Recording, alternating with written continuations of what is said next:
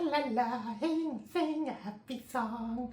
La la la la la la, this movie just blowed. uh, yep. I made a coin toss between the Smurfs and yeah, what was it? I know what you did last summer. And I go with I had to go with Smurfs.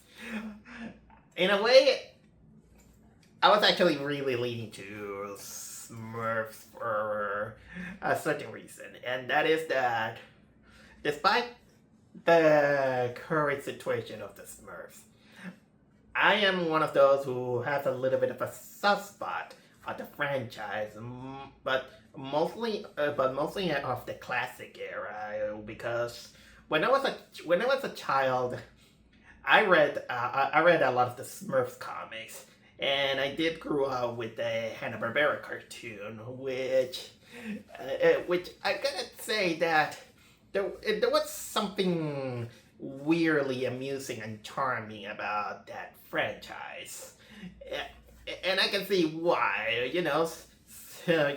Little blue people having simple, humble life. They deal with natural problems, or sometimes they have to deal with thugs, animals that are against them, but mainly, of course, they have to thwart with the evil schemes of an evil wizard. That's fine and dandy. When you and I did reread some of the comics, and I did explore both the Hanna-Barbera cartoon, and well, the Hanna-Barbera cartoon has its own moments of corniness. It still holds up to this day how simplistic and humble it is. And I do, of course, that it was popular during the day, but as the series went on, then it kind of hit the wall, and so much that the final season, which even ended almost unresolved, it was about Smurfs going around the world. And then the franchise was left at that, and then they had to go with this revival with, the live action movies, in which it was freaking atrocious. I saw the first movie, and it was garbage. I was so angry that that movie really made me angry. It was, and because of the popularity, it got a sequel, and well, I know there's a Christmas Carol special. It really left a bad taste in our mouth, especially because that movie was directed by one of my least favorite directors, which is this asshole who directed the Scooby-Doo. I think it was the Scooby-Doo movie, but also he the last time I saw this dingbat was when he directed this god-awful movie called Show Dogs, and so yeah, that was kind of like that was really a bad impression. But then they came another attempt, which is kind of like Lost Village, and in a way it was a little bit better, but that was when I was beginning to realize that there was something wrong with it, and I'll say it a little bit right now. The Smurfs is basically one of the pinnacles of tropes in which it gave birth to this really outdated complaint that many people even kind of weaponize it, and that is called the Smurfette Syndrome. The Smurfette Syndrome is basically kind of like this writing in which, since Smurfette is basically the only female of the kind of like the whole village, she kind of felt like the outcast, the one that is kind of like the most important or something like that, and they focus a lot on her, and she had kind of like her feminine and all that stuff, and people kind of weaponize that thing and saying that it's kind of they try to avoid something similar. Although in a way, I do agree that Smurfette was kind of like the most interesting of all the characters because she had a kind of like a backstory. She's kind of like the oddest of the whole group, but it's not. But I wouldn't say most not because she was kind of like a girl. This is kind of like an outdated kind of thing, but it's. But you can agree that she was kind of like it's not only because of her interesting backstory, but she also had kind of like this personality that she's sweet, she's caring, she has some good qualities, and unfortunately, I think that over the years when people are trying to deviate from that, I think that it kind of evolved into Smurfette Obsession, in which this is what I call it. I call it like that because now every Smurf thing, they always want to focus on her and they always want to, put her kind of like on the top, and it kind of turns into this weird obsession. And honestly, I don't want to go too much into that, but kind of call it like a stray observation. And honestly, this kind of harm a little bit the reputation of what they wanted to go with the Smurf in it. And because of that, they also technically removed kind of this sweet and caring personality of Smurfette, and they wanted to make her more sassy, which is kind of tumbles because when someone is sweet and caring, it's also kind of like a strength, it's a quality, but they think that they kind of call it kind of like a weakness, in which it isn't like that. And besides, the Hanna-Barbera cartoon, actually, they did try to defeat that. Not the cop, also the comics. They also brought up Sassette, which also had kind of like a similar backstory. And guess what? They forget about her. They forget about Sassette. Although Lost Village, they tried to build up that kind of, destroy that kind of like Smurfette Syndrome kind of thing. And they did kind of like a decent job out of it. And by the way, after that, there is kind of like an obscure TV series that I only seen a few episodes. It was just okay. But honestly, I don't think that Lost Village was that as bad as many people said. I'll take the Lost Village more than the live action ones. And that is when we are now here on the topic of the day. The new Smurfs movie, produced by Paramount, with Nickelodeon, because Nickelodeon now has the rights of it. And since day one that the trailer came, we were all dreading. Because you can tell how desperate they wanted to take the property to hip level, to say, hey kid, look at the Smurfs and something like that. But they really incorporated really heavily on the hip hop culture that it feels that I'm starting to believe that hip hop culture do more damage than make it good. I'm not saying that it's bad. There's some hip hop music that I like, but this is one of those bad ones. And it tries so hard, to go with a modern audience, which is ironic because the Smurfs is basically kind of like a fantasy, and they tried that thing on the live action Smurf movie. And by the way, they did want it to go with live action stuff there, but just because they just say, hey, we're artistic, we can bring back we'll try it again, bringing the Smurfs to reality. Jeez. Jeez. And they really wanted to showcase, how hip-hopish it is when they hire for the voice of Smurfette to Rihanna. I absolutely have almost no knowledge of her, but I am pretty sure that she's basically a good singer with no talent. How's that contradictory? Okay. A singer with no talent, we could say that it's almost like a sportsman with no talent. They know how to do their job, but they can't do anything else. And anything else. And so, and you know what? When you put kind of like a big name on the screen, that basically means nothing.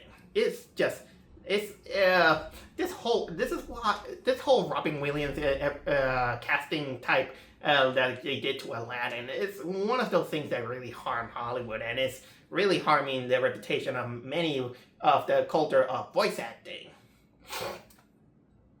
But and yeah, let's not forget, of course, the one that became the meme, because they're gonna present a Smurf called Influencer Smurf.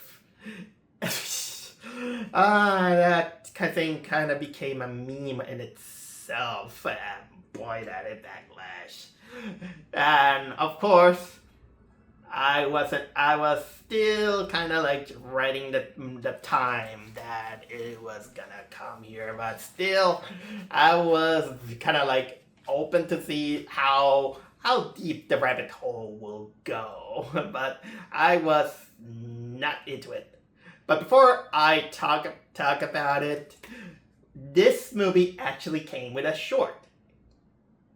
A SpongeBob short by means, and it wasn't exactly kind of like the big short. It was basically kind of like a 2-minute short. That's how short that felt, and especially considering that I also saw the trailer of the upcoming SpongeBob theatrical movie, in which I don't know how they decided, but it was the most naughtiest jokes I have seen on a SpongeBob movie. That it was almost on the brink of almost turning into a sausage party kind of humor. But the quality, it still looks like those bad movies that they see on Netflix. So what is their excuse to be theatrical? But going with the short, I gotta say that the short was actually kind of amusing, but it's basically I think I don't remember what was it called. It was called Order Out, and it's basically a short with no dialogue, in which basically is Squidward getting annoyed of SpongeBob when he go with Order Up. He rings the bell, in which say, "Okay, order's ready." Bing bing.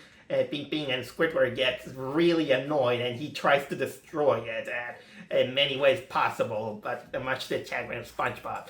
It has kind of like a very amusing ending, I'll say. But I will say this, that the short will have been a lot better if they have minimized the grunts, because it really got the grunts was annoying. Squidward or a bunch of. You wanted to make this silent short. Don't overuse the grunts. This kind of harmed the short itself. The short was fine, but you overused the grunts. It's been a long time. But I just wanted to put you into perspective about this movie, because this movie, the Smurfs movie that came out this year, is basically the pinnacle of a bad animated movie. This was one of the worst movies I have seen. Although it is gonna be on my list, it's gonna be higher, but not too high, because I have still one spot that I have on here at the moment. But this movie is an insult. It's an insult to good writing, care for what to love animation. And you're gonna say, okay, but this is for kids. Okay, don't give me that excuse, because even as an adult, I can be a kid at heart. But the biggest thing that I can't find in this movie is that this movie is total chaos. if there's something I can describe this movie, it's total chaos. Nothing feels settled. It's just went into autopilot. It's almost like a chat GPT that just went, whatever, just do it. I don't care how, and I did notice a lot of continuity errors, settings. There was no care. Just make it as bright, as colorful, and so-called funny for the children.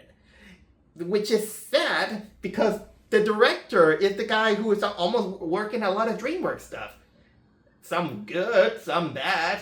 Most notably, he's the guy who worked on Madagascar. Yeah. The guy that worked on Madagascar. Let me double check something. Yes, Chris Miller is the director. What? If there's... Well, he worked in the first Puss in Boots. He worked in the first Puss in Boots. Okay, some other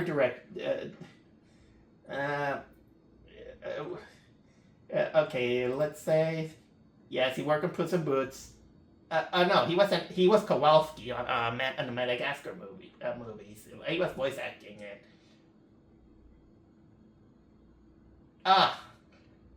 Of course.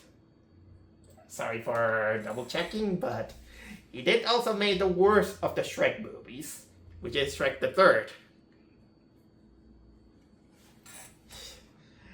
Jeez. Okay.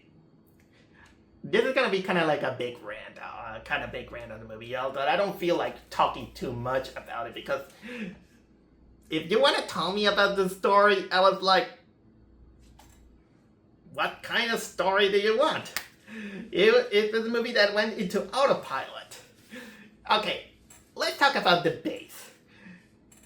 The basic is that there is a Smurf called No Name. And he just wanted to find himself in order to get a name. Because, every Smurf, have kind of like their personalities. There is... there's even the song from the only good Smurf movie, which is The Magic Flute. That Smurfs are all look alike, except that sometimes you'll see him, wearing a trinket, but also you can distinguish it because they have kind of like personalities. That's kind of clever, I'll say. A sulky Smurf is called Grouchy Smurf. One who is working, you can call it Handy Smurf. One with glasses, you call him Brainy Smurf because he's kind of like a know-it-all and all that stuff. But there's the Smurf who called No Name. He doesn't know his position in life, and he's questioning about it. And of course, Smurfette takes pity on him, and she's trying to be kind of him. And well, the Smurf that No Name Smurf, he's voiced by James Corden. He's trying to find his position in life, and he's even contemplating that maybe if I can do magic, maybe I could call myself Magic Smurf. And then suddenly, he gets magic. He gets magic because there's this magic book running around. I'll get to that, by the way. And well, using the magic, then apparently it calls the attention of a wizard called Razabel, not Gargamel, Razabel, who captures Papa Smurf and apparently the other Smurf. Well, mostly Papa Smurf. And oh yeah, Razabel. Okay, I'll do it. I'll cut it short. Razabel is of course the brother of Gargamel. It's almost like that. It's almost like this Melvin brother the Joker thing kind of thing, which it was a Channel Awesome thing. And of course, Gargamel's involved, and then they try to rescue Papa Smurf when Papa said, "Look for Ken." And of course, in order to find Ken, they go into the apparently real world, which is none other that they get transported to Paris, France. And well, it kind of turns into this quest, a multiverse quest to find to rescue Papa Smurf from Razabelle, who lives in a castle with a very modern he's assisted by this very modern how can I say a modern life intern. Because, well, Razabelle wants Papa Smurf to tell him the location of the book, because the book is actually one of 3 other books in which all those books belong to Evil Wizard, because he belongs to kind of like this syndicate of evil wizards that, of course, they try to take over the world by taking out the goodness and all of the world, some convoluted stuff, and that's basically kind of like the basic story, and there is the pacing is so uneven that it just feels everything slowed down, and it's mostly all these Smurfs going from point A to point B from one place to another, almost like no rhyme or reason. It's just so it just pretends kind of like things from one way or another and doesn't settle, on kind of like the focus of the story. They don't even know how to focus on what they want it to be. It wanted to tell the story about the Smurf trying to feel for himself, but it doesn't. But then it kind of feels like the Smurf is almost like secondhand party, because we don't see him, going through the struggles and the adventure and all this stuff, and most of it, of course, then it shoehorns into having Smurfette take the lead in most of the things. And of course, during this whole journey, they kind of bring what was it, vanity, brainy, grouchy, this sound effects Smurfs that is just there to put some background, clumsy. They have kind of like these Smurfs, but these Smurfs, they barely do anything, and they're just kind of there. They just kind of there. There's nothing. It feels kind of like underutilized, and also they take kind of like a point in which they brought kind of like this turtle. And this turtle is for thankfully they dropped that turtle a quarter of the movie, but unfortunately he returns and he's just there to just spat out saying what the shell kind of jokes. And by the way, thank goodness they got rid of influencer Smurf. Jeez. And of course, again, they go from one place to another, and by the way, the movie actually takes place in areas of, how can I say, France, and then I think they kind of call Belgium, because the Smurfs are originally from Belgium, because Peyo was from Belgium. He must be rolling on his grave up now. Oh, jeez.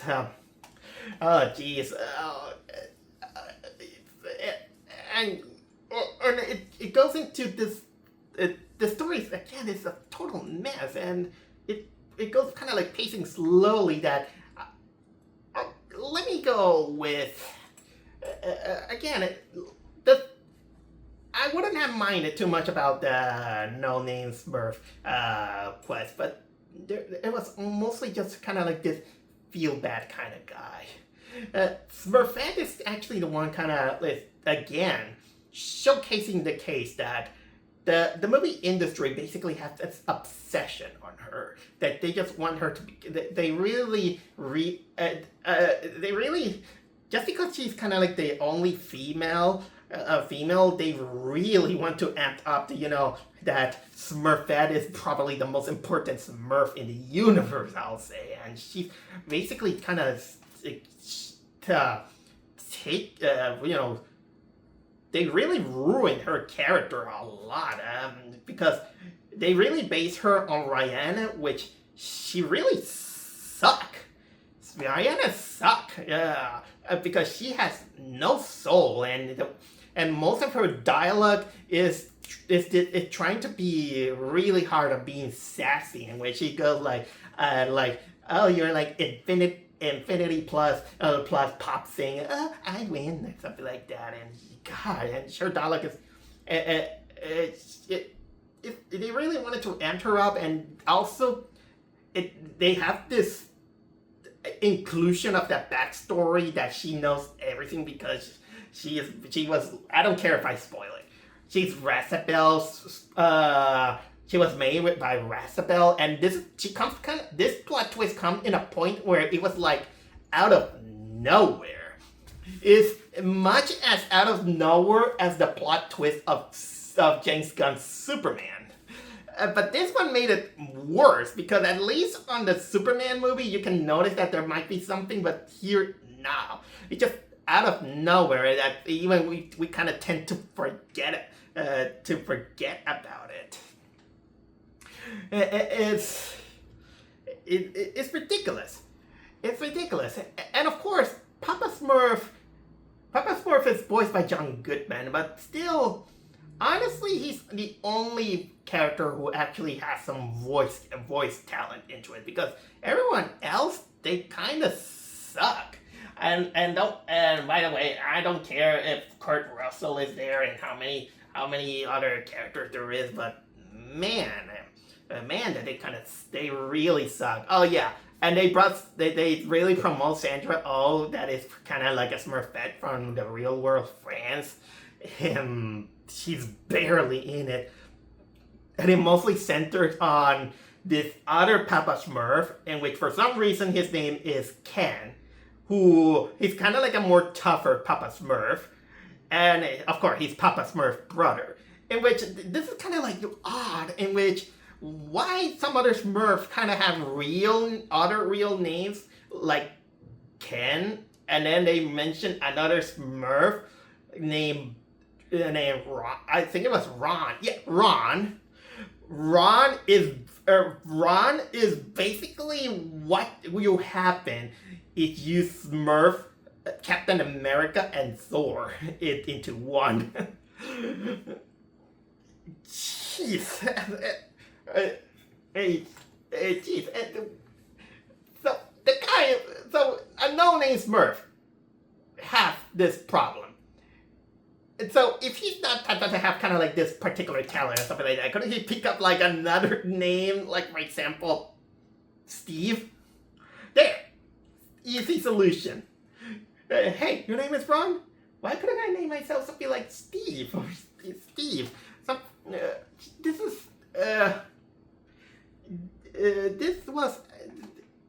is so ridiculous. And by the way, there's also kind of like this little thing in which they also made injustice to Gargamel itself. Gargamel having this kind of like this admiration to his brother, even though they really kind of made this, they forced this plot point with Gargamel is like, oh, my brother who was kind of like evil, all that I kind of admire him, even though the guy is like, don't talk to me or something like that. This kind of doesn't do justice to Gargamel, because Gargamel, he's supposed to be sneaky, he's supposed to be backstabbing, he's a slimy asshole.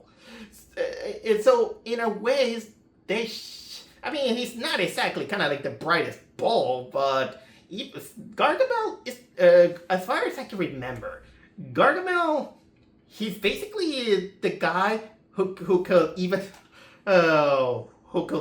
sell his mother for a penny. That's the kind of thing that Gargamel should be. If he was kind of like there with his brother, he might even fake his, he kind of has to fake how can I say that, his loving attitude, but that was so un-Gargamel.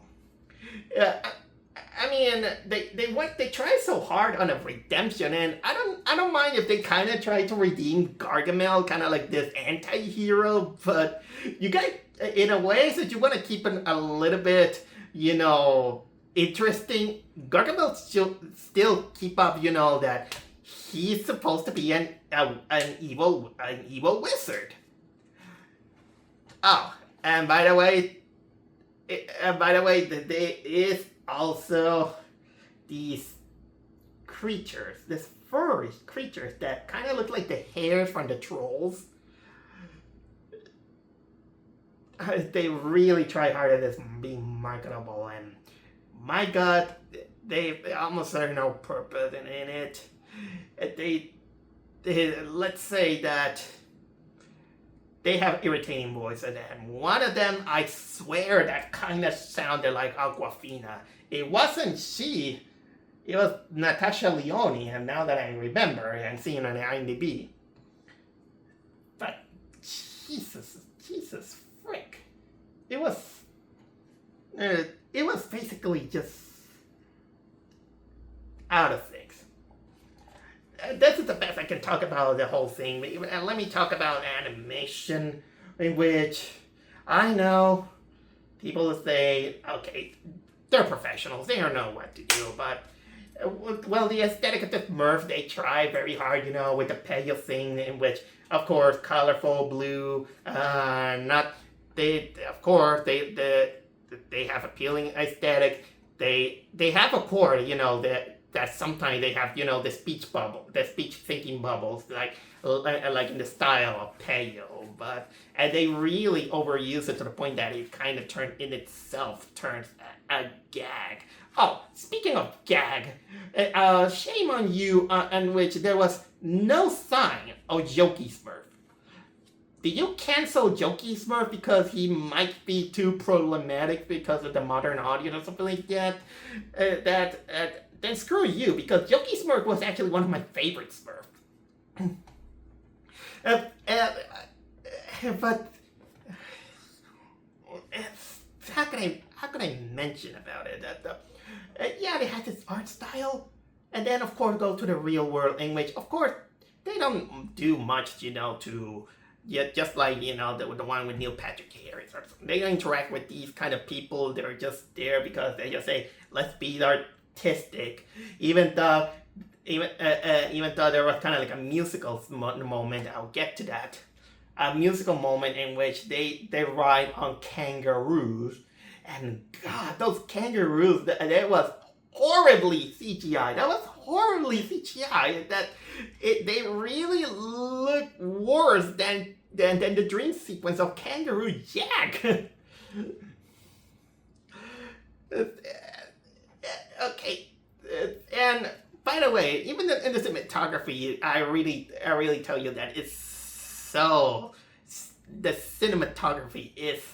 You can notice that it doesn't feel stable. The whole chaos of making things kind of doesn't even sit well. There was kind of like this moment in which I noticed very, very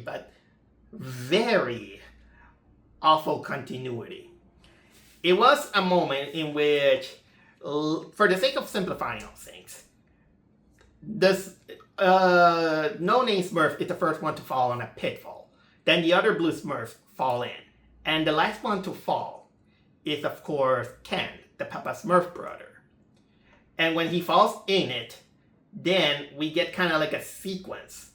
There was kind of like a sequence in which they all fall on a slide. And guess what?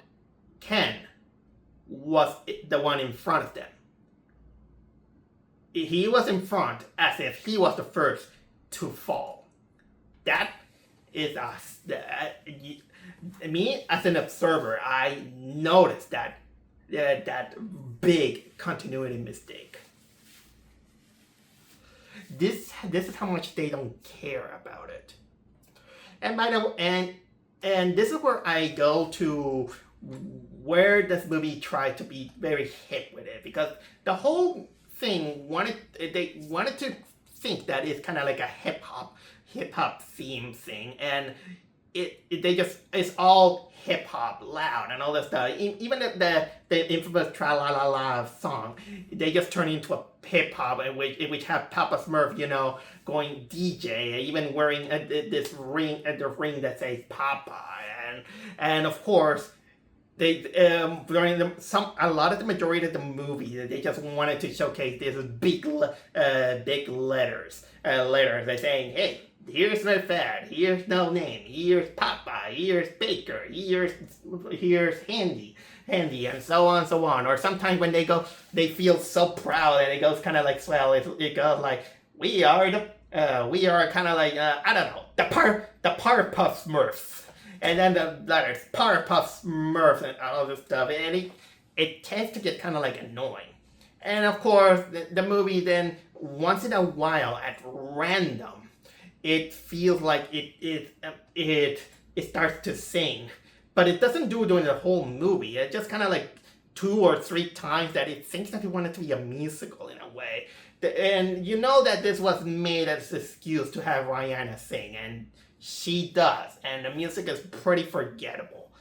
Really, really forgettable, with those sequences that they detract from the whole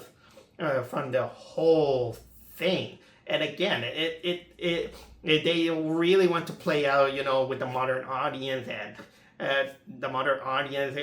because they basically have kind of like this thing that all of this kind of take place in the real world with cars, cell phone, and even DoorDash of all things, because our main villain of Rasamel, he actually lives in a medieval castle in the middle of modern Belgium.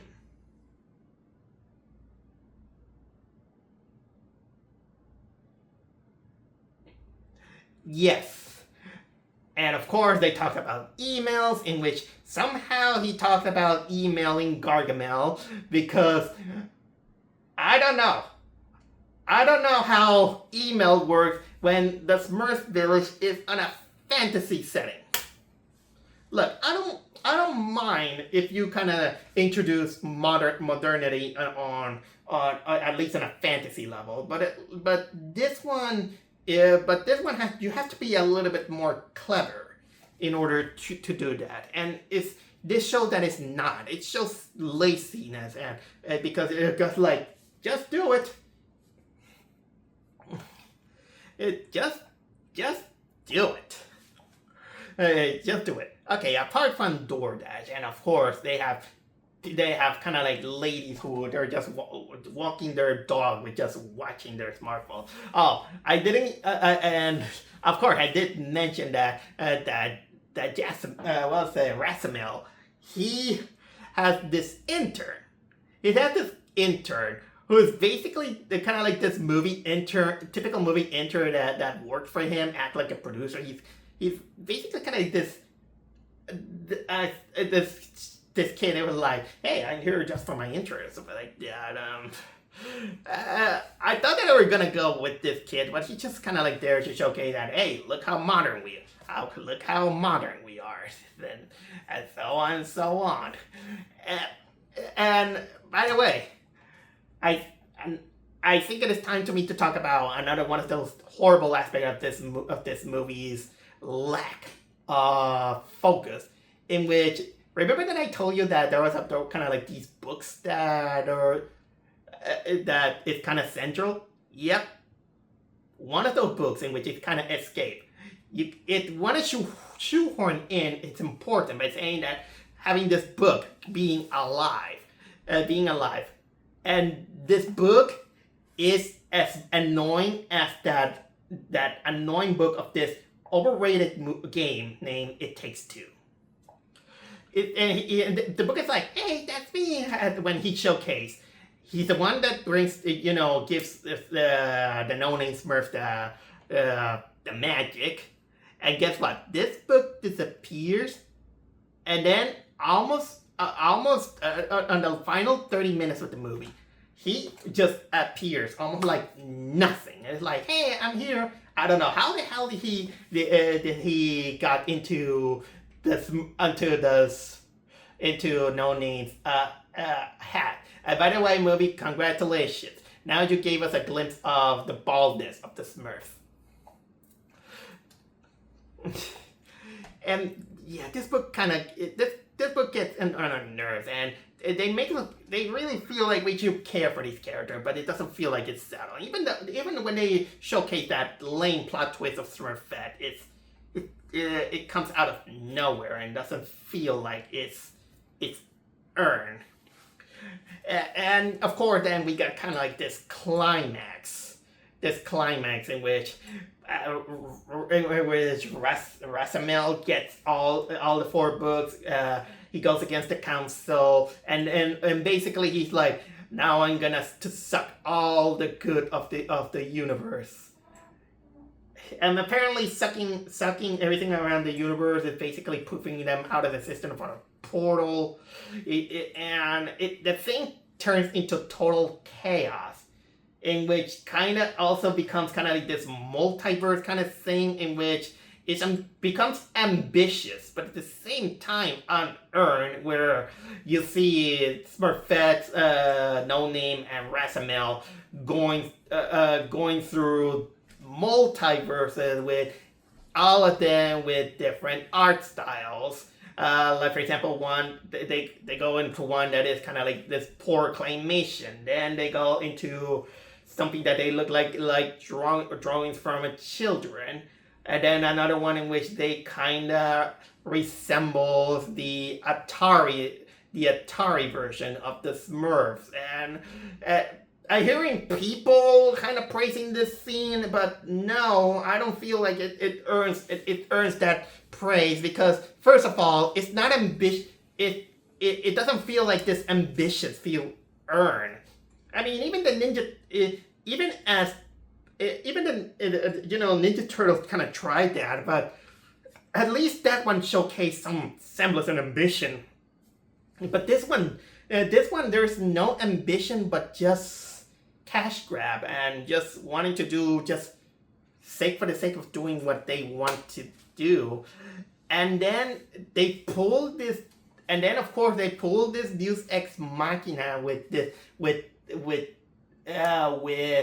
No Name Smurf, because then the movie wanted to showcase that they have to be it is the power of knowing yourself, but we didn't explore too much about No Name enough, and doesn't feel like it was his journey. He was just kind of just there just to make Smurfette feels important.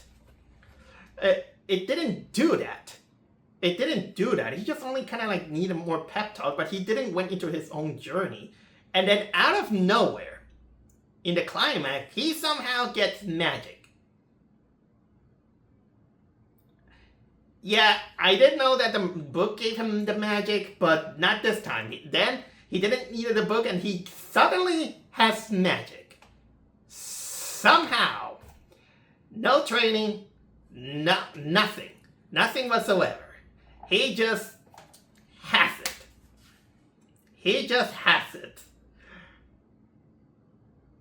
And of course, bring back everyone, and they began to preach sometime about the power of kindness, in which this is what they wanted to preach with Ken, of course, that love and all this stuff. But give me a break, you didn't earn it, and you guys doesn't even, and the movie didn't even showcase any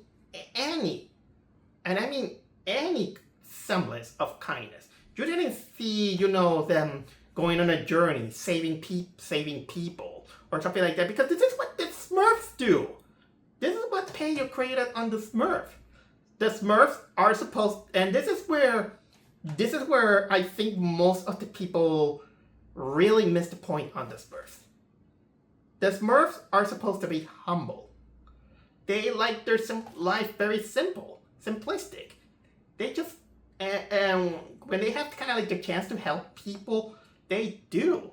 There's kind of like one at a very good comic and a very good episode of the Hanna-Barbera cartoon, in which their village is burned because of a fire, and they have to survive the winter. They sadly they have to move their stuff, and they take shelter on a ruined castle. This is where they find kind of like the owner of this castle, which is kind of like this poor dude who lost his money. He doesn't have anything to eat. He's just there, just not knowing what to do. He encountered the Smurf, and he gives them. He let them stay, but he's kind of like, this is all I can do. I don't have food or anything. So eventually the Smurf doesn't know what to do until by sheer kind of like a miracle, they find the hidden treasure into under the castle. The animated cartoon, they really made a good job saying that the mouse were hoarding the treasure that they find or something like that. And basically the Smurfs, they let the guy keep the treasure. And the guy was overjoyed because he's safe. He doesn't have to die of hunger or anything. And the guy, he just say, I'm so happy. You know what? Take half of my treasure in order to thank you. And then Papa Smurf is like, oh no, thank you. We wouldn't even know what to do with it, but you can give us some food and supplies for the winter. That's all we need. That was a sweet moment, and this kind of showcased what the Smurfs is. It makes something charming. The old ones, and that again is their humility, their humbleness. They're supposed to be humble. But this movie doesn't showcase any humility. It's just make something to amuse the kids. And showcase too much modernity, I'll say. And it really, it's what people do when they underestimate animation as just a medium for, to keep your kids entertained. In which someone who kind of just wants to see something chaotic might find some kind of entertainment. But you know what? The only thing I can find in some semblance of entertaining about this movie is just ranting about it and seeing other people, calling it garbage in an ironic way. So yeah, again, magic out of nowhere. The annoying book kind of get 3 more annoying books.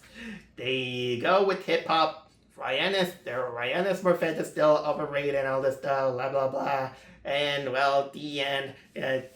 Small post credit scene in which this time Gargamel takes dominance on the intern.